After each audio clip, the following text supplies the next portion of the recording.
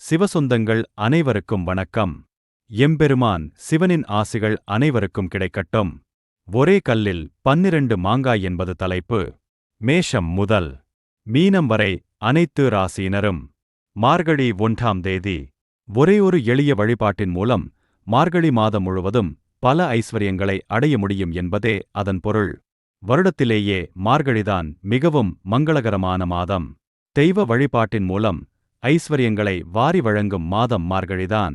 இந்திர பகவான் மற்றும் தேவர்களை பூஜித்து வாழ்க்கை வளம் பெறச் செய்வதும் மார்கழியில்தான். இந்த மாதத்தில் வரும் திருவாதிரை நட்சத்திரத்தில் சிவபெருமானின் ஆருத்ரா தரிசன வழிபாடும், திருவோணம் நட்சத்திரத்தில் பெருமாள் வழிபாடும் மிகவும் சிறப்பு வாய்ந்தவை. மார்கழி மாதம் அறிவியல் ரீதியாகவும் ஆன்மீக ரீதியாகவும் பல நன்மைகளை தரக்கூடிய மாதமாகும். இந்த மாதத்தில்தான் ஆக்சிஜன் அதிகம் நிறைந்த ஓசோன் படலம் பூமிக்கு மிக அருகில் வருவதால் அந்த சமயத்தில் அதிகாலையில் எழுந்து கோலமிடுவது, பஜனை செய்வது, கோவிலுக்கு செல்வது ஆகியவைகள் உடலுக்கும் மனதிற்கும் சிறப்பானதாகும்.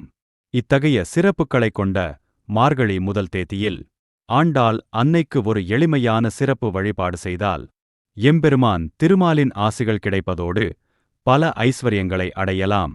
வழிபாட்டு முறைகளை இப்போது பார்க்கலாம். மார்கழி முதல் தேதியன்று பிரம்ம முகூர்த்த நேரத்தில் எழுந்து நீராடி நிலை வாசலுக்கு முன்பாக 5 முகம் கொண்ட குத்துவிளக்கில் நல்லெண்ணெய் ஊற்றி தீபம் ஏற்றிக் கொள்ள வேண்டும். இந்த தீபத்திற்கு பிரபஞ்ச தீபம் என்று பெயர். நேர்மறை சக்திகளை வீட்டினுள் ஈர்க்கும் வல்லமை இதற்கு உண்டு.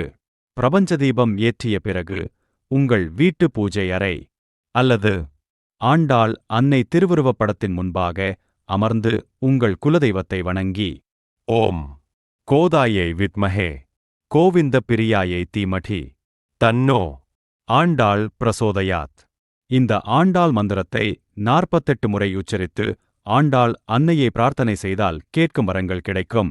அனைத்து ராசியினரும் மார்கழி முதல் தேதியன்று இந்த அற்புதமான வழிபாட்டினை செய்து பாருங்கள். அற்புதங்கள் நடப்பது நிச்சயம். இது சத்தியம். அன்பு சிவசொந்தங்களே, இந்த வீடியோ உங்களுக்கு பிடித்திருந்தால் சிவவாக்கு சேனலை சப்ஸ்கிரைப் செய்ய மறக்காதீர்கள். அதோடு வீடியோவை லைக் செய்து திருச்சிற்றம்பலம் என்று கமெண்ட் செய்யுங்கள். உங்கள் மதிப்புமிக்க ஆதரவிற்கு மிக்க நன்றி.